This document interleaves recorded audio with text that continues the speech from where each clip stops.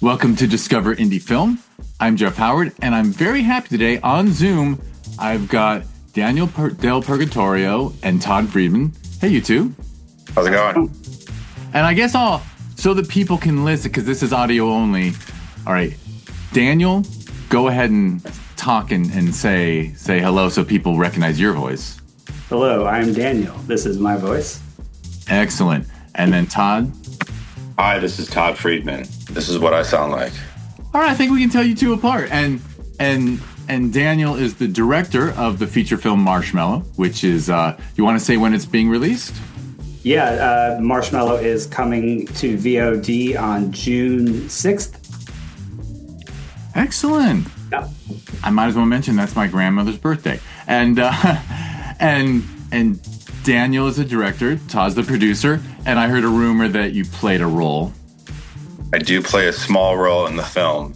Yeah, I heard it from you thankfully you were the first to hop into Zoom, so we got to chat a little. Yes. But, you play the dad. I do play the father, yes. Not a big role, but fun one for sure. Excellent. And when the producer steps from it, and you didn't have to cast that one, you saved yourself a little bit of hassle as a producer. Yes, and money. One actor you didn't have to worry about running late. It's also true.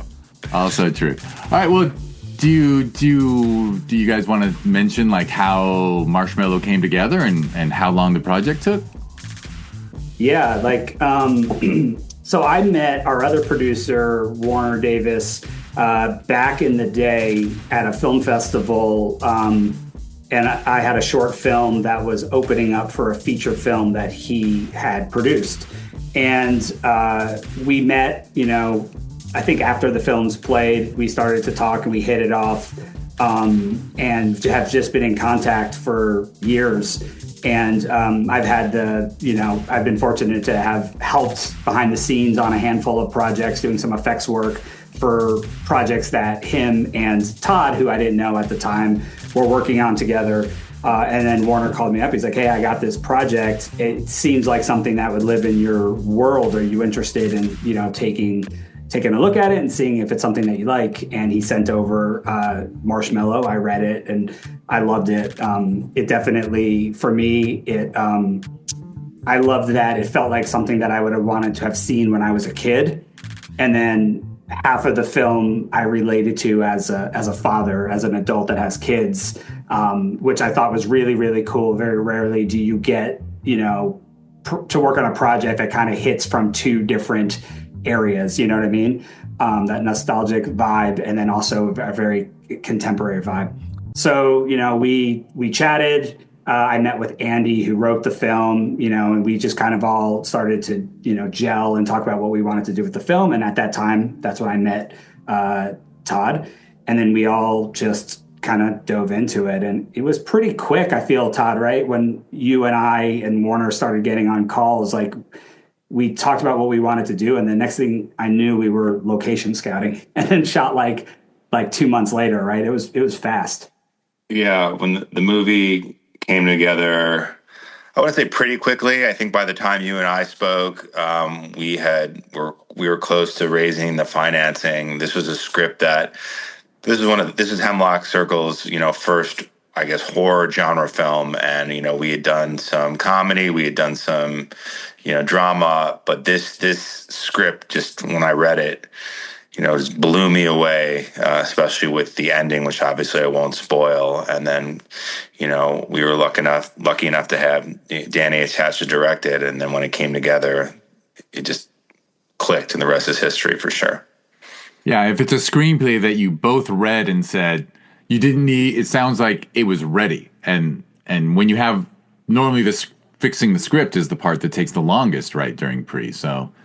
Yeah, it was cool because Andy, who wrote the film, like he definitely wrote it from a personal place. Like a lot of the film, which I think he's even finding now as we talk about it after it's done. And then me and him are talking about it. I could see so much of it that came up from him growing up, and every movie, it always evolves a bit, right? There's a film, you discover your film when you write it. and then you discover your film when you get the location, and then when you get the cast, you discover it again. So like it's definitely evolved in the sense that we continue to open up doors and let it move in different directions based on what was, accessible to us, right? But the basis of the script is, through and through what I think everybody like fell in love with. Yeah. So, and it sounds like it was just a very smooth production, Yeah, it's which isn't easy to pull off. no, that never happens. You know what I mean? I feel like people are always like, what were all the nightmares that you had to deal with? And outside of the father role, everything else was pretty smooth. Yeah, that was a nightmare. Yeah, I'm just joking. That was your prima donna. Yeah. Yeah. But seriously, I mean, with everything that can go wrong, I mean, we had a bunch of, child actors in a summer camp,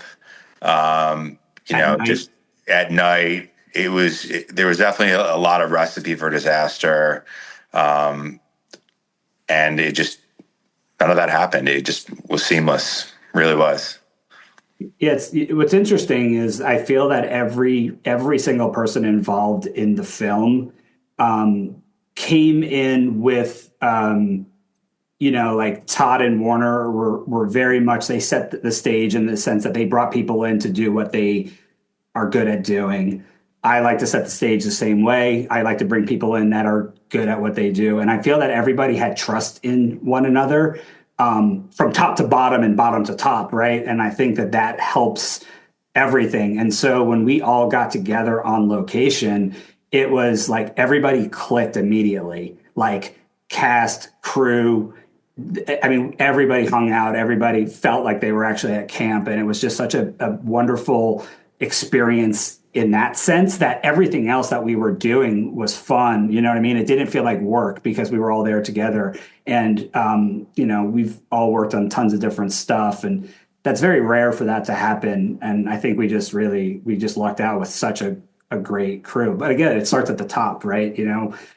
With Warner and Todd, like they set the stage for how the production was going to work when we shot it and how when we finished it, and that really goes a long, long way in especially with the way that the industry is now, For sure. And for them, for Warner and Todd, to have a director like you, who I checked out your IMDb, and I shared before we started recording that you were the VFX supervisor on the Grand Jury Award winner of Best Horror Feature at one of the festivals I run a year and a half ago. So to have a director who understands post as well as what's going on set must have been really helpful. I think it's cool, like for me, because, I always say, like when working with people, like all the people that are really great in each department, they understand all other departments, whether or not they do something in it, at least they know how things operate. Right. And that helps for like getting everybody together and understanding the process. And like for me, like I started my career as an illustrator, right? I went to school for illustration. I love illustration. I still love illustration, and fell into animation and then fell into VFX and always wanted to direct. So I just love touching all different areas, which is cool because I feel when you're on set, you have to make all directing is just creative problem solving from the start of the day to the end of the day. All you're doing is solving whatever problem is, coming up next, right? And I think having at least a decent understanding of all the different departments that you're working with on set, and then with the departments that you're going to work with later, really helps inform a lot of decisions. And then having people to, collaborate with, like Warner and Todd, in terms of schedule and finances and budget and all of that stuff, you can make decisions really fast because you know how to pivot, you know what I mean? And then you have a good team to be able to pivot with you. And I think that that's really, really important. For sure. And as you both demonstrate, when you're making an indie film, having multi-talented people who are competent or excellent at multiple trades, it just makes a huge difference. Yeah. Yeah. I mean, we had Robert Kurtzman as our special effects, and his partner Marcy King. I mean, we were so lucky to have them. And then, our kid actors were just all pros, and they just crushed it in the film, and they're all doing amazing things. And what's great about that is that they're all completely different, and they're all still really tight. And, we were at the premiere together, and they're all like besties. They have a group chat still. They still keep in touch. And there was just a lot of talented people who worked on the film for sure. Yeah, I imagine. Well, first, I want to mention, because I don't think you're both a little too humble, but I mean, you're hitting at 90% fresh on Rotten Tomatoes right now, which means you definitely did something right. Yeah. Yes. Go ahead, Daniel. It's amazing. I mean, art in general is so subjective, right? It like, no matter if you're listening to something or looking at in a gallery or watching a movie, like your reaction to that art is how and where your head is that day. You know what I mean? So it's such a subjective medium that we work in, which is cool. And, not everything is for everybody. And that's what's exciting about art and music and painting and all of that fun stuff. And so it's cool that, like, with this project, like I said, what attracted me to it was that I was able to relate to it from young Danny. And then I was also able to relate to it as old Danny. And it's cool to hear the response of the people that do like the film, that they've connected to it on a certain way or certain level of like, oh, I experienced a lot of the beginning of your film when you're introducing the characters and their friends and how I felt growing up. And then there's other people on the other side of it, or it's like, I just wanted a slasher movie, and then this wasn't what I was expecting, so I got the rug pulled. So it's cool to kind of hear it from both sides. You know what I mean? When you make something, you obviously want to make something that feels personal to you, that you're happy with and you're proud of, and your team first and foremost is proud of. But of course, it goes out into the world, and then you just hope that it clicks. But it also sounds like your team did a wonderful job casting, because obviously kid actors, it can go either way. And it also sounds like for your young actors, you almost provided a camp experience. Sounds like they all bonded because they basically went to camp for this shoot. Yeah, I think so. I think when we started to do casting, Thomas, who was our casting director, we all got together, we chatted, very similar to how Todd and I met and, the initial crew. And, he just kind of understood what we wanted to do, put it out there and started pulling in a lot of really great talent, lots of really good talent. But I think that it's funny, like Todd, Warner, and myself, we were like on a chat, and like we were getting stuff, and we all would like look at the casting links, and I think we all responded to each other with, these are our favorites. And it was like we were all like locked in, like we knew, like even like we had pictures of the people from the actual auditions. It wasn't a headshot, it was like audition pictures. And like, I think, I looked and I'm like, oh, I know this is going to be the one. I'd watch it. I'm like, yep. And then our lists were just like identical for every role. I feel it was crazy. Yeah, there was really no divergence. And our counselors were, we had like Georgia Wiggum, Pearson Faudet. I mean, and these guys they're all doing big things. Georgia's and Ted, and Pearson's doing a bunch of stuff. And they acted like camp counselors, even like off camera, to our kids. Like there was definitely some serious bonding going there. The kids really looked up to them, and there was definitely like a mutual love and respect there. And it was really cool just to watch that from the outside, especially as like a parent. Yeah. Yeah. And you're right, though. I think it was definitely a camp experience. Like, even though we didn't like sleep at the camp, we lived there. Like we like bought out the time that we were there for for prep and the shoot. So it was like over a month, and we were there every morning and then stayed really late every night. So we kind of like lived there. And it's funny, I'd like send pictures to my wife as we were filming, and she's like, oh, it looks like you're working real hard. We're all like in people swimming in the lake and fishing, and like people are on hammocks, and there's campfires and roasting marshmallows. And it really did feel like I never went to sleepaway camp. So that for me was like my sleepaway camp experience, which was pretty magical. You just answered a question I was considering asking. Todd, did you ever go to sleepaway camp? Yeah, I went to sleepaway camp as a kid up in New Hampshire for like 4 or 5 years, and I was like the awkward kid, for sure. Like, I brought all the comic books, the Transformers. I wasn't an athlete, so I can definitely identify with Morgan, in this picture 100%. I was not the cool camp kid, that's for sure. I will confess that I discovered Dungeons and Dragons at camp when I was about 10 or 12 at a sleepover camp. I ended up best buddies with a guy who brought like D&D books. So clearly I was not cool either. Love that game. Yeah. It's amazing how that happens. You know what I mean? And I feel like everybody has that experience one way or another. Like I went to regular camps, but it was like getting dropped off early in the morning and getting picked up at the end of the day.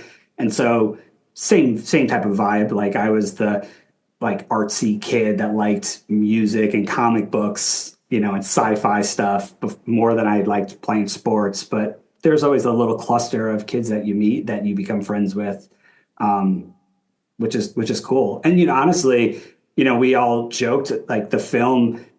We kept saying like growing up is weird because it is weird, and like this movie is really a coming of age story. It's about kids trying to find themselves in the world. And obviously that plays into the end of the movie, but like you grow up and you're still trying to find your place in the world. So we're all adults now. I have kids, Todd has kids, and, we're still trying to find our place, and, things are changing and you're constantly evolving, you know what I mean? And I think that's just like an age old thing that you sort of live with and go through, which always resonates, Absolutely. In fact, you're inspiring me because a fact about my life is 5 years ago, our 17-year-old came home from a slumber party and announced that she would only watch horror movies from that moment on. So she and I watched a horror movie during lockdown, actually, every Friday. And I told her we can't watch 7 nights a week. It'll just be Friday and Saturday night we can watch horror. Yeah. She got to pick it every time. And honestly, I confess, we always gravitated towards films that had more than one generation in it. Yeah. Because it just is a more rewarding experience. And it is. And horror is a genre. It's you don't have to watch family films. You can watch horror as a family. Yeah, absolutely. It's funny. I was talking to my wife about this the other day to that point, and I was like, I remember stealing my dad's like horror VHS tapes back in the day. They were like recorded. It was like here's a tape that's got 3 movies recorded from I don't know where, and I'd watch them, and then as I started getting a little bit older, like my dad would take me to the theater, and now it's like like Sunday nights, like we text my family. It's like, okay, guys, everyone come downstairs. We're about to put on Last of Us. Like it just feels it's different. You know what I mean? I think like it's changing how we could, especially with how accessible all of this stuff is now compared to what it was back in the day. But I feel that it's really families are bonding in a different way based on the world around us. And I love it. Like my favorite is being able to sit with my kids and watch this stuff, and for them to ask to watch the things that I grew up on. Like my oldest kid wanted to buy our CRT TV, and he's like buying VHS tapes now. And it's crazy. It's weird how it all kind of comes around. My proudest parenting moment was after we'd watched a bunch. Well, it's not my proudest, but we'd watched a bunch of demonic possession films, and I finally turned to her and said, "Next weekend we're watching The Exorcist, because I'm sick and tired of you watching all the films that The Exorcist inspired." Yeah. And I think she was 14 or so, maybe 15. Loved it, and got completely sucked in by a film of that sophistication. So yeah, it's so cool. Yeah, I feel like art in general it brings so many different people together from different areas, and like you could be complete opposites, but you'll have a love for something that will bring you together in a way that other things can't, and that's what's exciting about movies. I think that's what I always loved about it.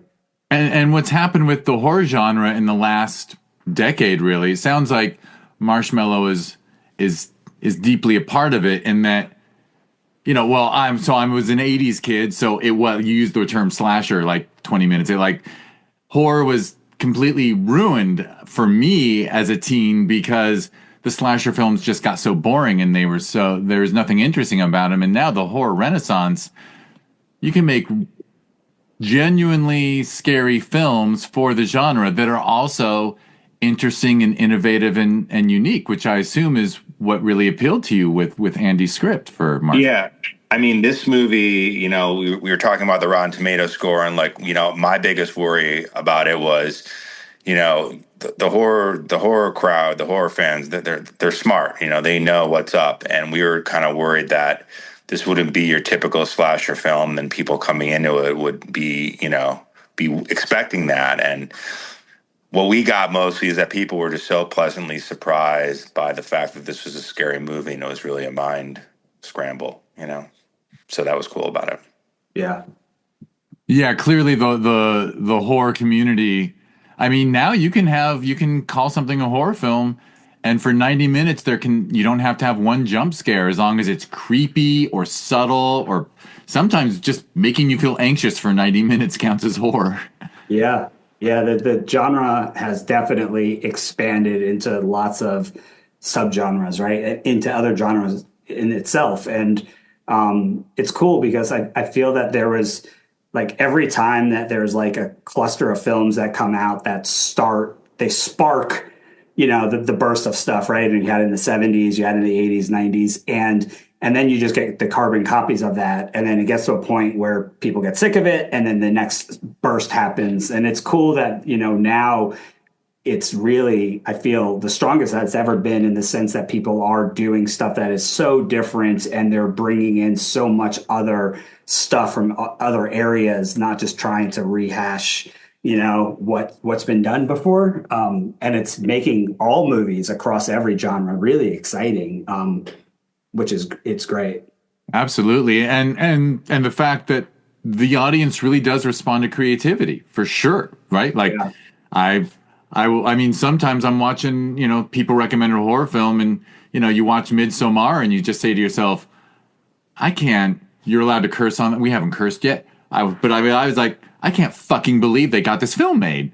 Yeah. You know what I mean? And it's so out there, and then it's popular, and it just opens the door for everyone with original new idea that you can do it now and still be under that horror umbrella that distributors and streamers and whatnot still give a very warm embrace to. Well, now that I know that we can swear, when I meant to say when I said Marshmallow is a mind scramble, it's actually really a mind fuck. So thanks for letting me know. Absolutely. No, this podcast does have the explicit thing checked as a default because cool. You can't talk about indie film without a few curse words. All right, good. I feel free. It's funny to that point. I feel that, like, every film that comes out, no matter what it is a victory, because and everybody should celebrate every movie, because all it does is open the door for other possibilities, right? And it may not be a film that it resonates with you, or it's your type of film. However, somebody made it and it's out there, and maybe it's getting a response that's going to allow for something else to come. And it's like, we need to all be championing all of this stuff, because the more of it that there is, the more cool shit that gets made, and the more cool shit that gets made, that means theaters are going to stay around, and people, you're going to get physical releases of stuff. And it creates way more of a bang like we used to have. And I think we're getting into that again more and more as films like The Substance and, Clown in a Cornfield and all of these movies that are coming out are, getting people excited in a way that I don't think we've all seen in since maybe the pandemic, and even a little bit before that. Yeah, for sure. And by the way, you had mentioned a premiere and stuff. I assume you had a pretty healthy festival run? It's interesting because Todd and Warner called and like, hey, we're going to do a theatrical release of Marshmallow. And I was like, oh, that's awesome. Like, that's a dream come true, right? And so we ended up, like, when the release was, we were like, oh, let's see if we could have a theater run, or a festival premiere before that. And we looked up, and it was like there wasn't a ton of stuff. And we saw that Panic Fest was before our premiere, and we were all fucking excited about that because Panic Fest is like one of the best genre festivals, I think, in the United States. Like it's unlike anything that's out there. And we fortunately were Says selected. the guy who won Best Director. So yeah, so we got to play at Panic Fest, which was amazing, and that was it was a dream come true. Just a cool festival, so many cool people. It's like talk about like packed house every day for every screening of people that just care about movies. It was damn cool. Excellent. And then after that you had the release? Yeah. So we had a small theater run. We were fortunate enough to have it sandwiched between smaller movies like Minecraft and Sinners. Minecraft a week before, Sinners a week after. So yeah, we were able to have a decent sized theater run, and we filled up some theaters, which was really cool. But the main release is going to be on VOD on June 6th. But it was definitely cool to see the movie, on the big screen. We had a nice premiere in LA. Just about everyone in the cast showed up, had a blast, and it was definitely a very successful premiere. And Todd, like the theatrical run was like 2 weeks, right? After we did Panic Fest, is that right? Yeah, it all happened at once. Yeah, it was like Panic Fest, and then the next weekend we did like our like cast premiere, and then I think the theatrical was like the week after that. So it all happened like really quick, which was crazy. That must have been its own little mind fuck. 100%. Yeah, because like Todd and myself and Warner, like we're like the main ones that have been living with this thing for X amount of months after it got filmed, right? And so like this was the first time that it was like everybody was going to see it, and it's like seeing it at a festival and then seeing it with the cast, and then like random people going to the movie theater that have no association with anything. Like they're just going to see it because that's what they're going to see, which is different than like a festival experience. So yeah, bizarre. But I imagine, especially for Marshmallow, the way you cast it and the way everyone bonded, that must have been an amazing screening with your cast there, because your young actors were probably not used to seeing themselves in on a movie screen, I would assume. And to relive that month they spent together must have been a magical evening. Yes, some of them, like some of our younger cast, have done and are doing huge. I mean, everybody's doing huge stuff now. Some of them have done bigger stuff before, but I think it definitely brought a lot of emotions back for everybody. Like having everybody in the same room again and seeing everybody. You just miss it. It's funny because we always joke, like when you're done with a production, you're always like, oh, camp's over. You shot for a day and everyone's like, oh, camp's over. And like, and you're sad that day is over. And when we made that movie, it was really camp. And when we were done, it was camp's over. Yeah. Yeah. I don't know who was happier, the kids or their parents, because who had, been on set and had been dying to see the film, and, were just so happy about how it turned out. For sure. And I mean, I always refer to all films, but particularly indies, it's really like a business startup, right? And you literally start up a business, but it's the rare business that actually has an end date. Yeah. And sometimes it is bittersweet when it's all over, and you're like, that's why you have to make another film with most of the same members of your team, I suppose. 100%. Yeah. I think that like, especially for like the crew, right? Like you always say like, all right, we're going to do something. Let's get the band back together. You send out the text and it's the same group of people that you love working with, that you had a good experience with, that you've worked with on your last X amount of projects, and you could get it together. And then depending on what the source material is, whether you could bring some of the cast back, that's always great. But, you always hope that you have a good relationship and people trust you and, want to work with you again. Yeah, well, and when the film turns out well, it's easier to pull them back. Yeah. And I'm aware. So you shared, Danny, that you started out as an illustrator, so you were probably always an artistic kid. Todd's history didn't slip in. Todd, you want to share what got you into the indie film world? Sure. Well, I'm an attorney currently, and still, I was a writer, during law school in my 20s, and was trying to get some scripts made and had some representation. Didn't really happen, and then I met my wife, and she got pregnant, so it was time to get "quote unquote" a real job, which I did for a while. And then, as the law got more stable, started looking into doing independent film again, and I wrote Hemlock Circle's first film Collection, and the second film Molly Singer, that came out and was on Netflix last year. And that's how I got back into it. Essentially, it was always just a dream of mine to make movies, and it just got put on hold. All reality sucking for a few years. I'm very happy for you, by the way, because that's a really nice. It sounds like it's a really nice balance, actually, to have. And by the way, every movie producer needs a law degree, whether they have one or not, right? 100%. Yeah, I mean, it's just otherwise you're just on the phone with the lawyer too often. For sure. I don't really do transactional work, so we still have to use a lawyer for this kind of stuff. But yeah, 100%. It helps definitely. Absolutely. Excellent. All right. Well, you know what? I didn't prime you two for this near final question, and you have done a wonderful job of mentioning a lot of your collaborators. But are there people who were essential who deserve a call out?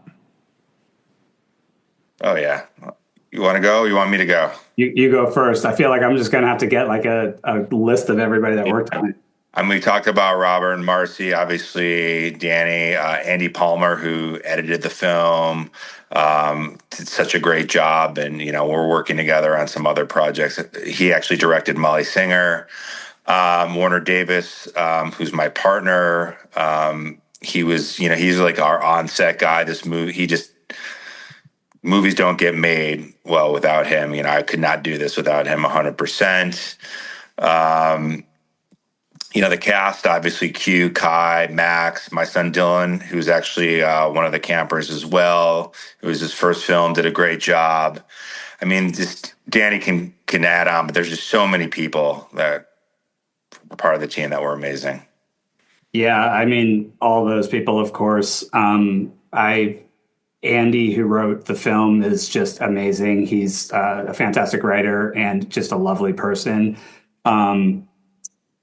Nick, who did our score, with him a handful of times. We're good friends. I actually met through John, who did Black Mold, and he did the score for Black Mold as well.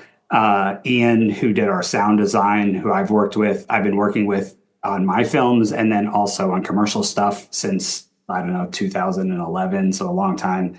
Lexi, who was our production designer, and her whole entire crew that built tons of crazy stuff for this movie. Angela, costume designer, who came up with a great look for us. Who else? Am I missing anybody? Yeah. I'm sure. I mean, everyone was just like from their first AD, everyone just put so much TLC into this movie and really went, out of their way to make sure that the movie would be a success, especially with, what we were working with in terms of time and budget. So if we definitely left you off, you're not forgotten, and we appreciate it 100%. Yeah, the cool thing too, I think, is that everybody that, like Todd said, that worked on this, it's like they understood what our schedule and what our budget is, or budget was, and they were all very, very came up with lots of really cool ideas and or figured out, like I said earlier, how to pivot based on what we had and what we can do, and that's something that's exciting. Like I'd love to, let people have some rope to play and bring their vision, because at the end of the day, like, it's a film made by all of these people, right? It's not like there's not one person that makes a movie. It's a whole group. And you want everybody that's worked on the movie to be proud of it and feel like they got something out of it. And they also learned or did something different that they've never done before. And I like to think that everybody that worked on it was challenged in that way and definitely showcased like their skills, which was awesome. And that's the most exciting part of making movies for me, is just seeing people be fucking badass and doing cool shit, and just every day being constantly surprised by what somebody brings to the table it just feels so great. For sure. And I mean, it's the most trite thing in the world for me to say, but you mentioned the sound and the score, and Lord knows, especially in the horror genre, those are so huge. And my apologies if I missed it, but did you mention the cinematographer? Oh, and Philippe. Yeah, Philippe. Because it looks fantastic. And you both already mentioned that exterior night, oh boy, that's tough to get right. Philippe I met him through Warner and Todd. We had not worked together before, but, we connected, and I shared some styles and some things that I liked, and we went to the location, and he knew how to do it. And started filming, like we started doing some tests, and I was like, holy shit, like he took it even well beyond what I was thinking in terms of the style of it. And yeah, just crazy. Yeah, Philippe has been the DP on at least half of, like, at least 4 or 5 Hemlock films, and I can't believe I forgot him. So thanks for mentioning him. He's amazing, and he's wonderful, talented, and the most chill person I've ever, worked with on a movie set.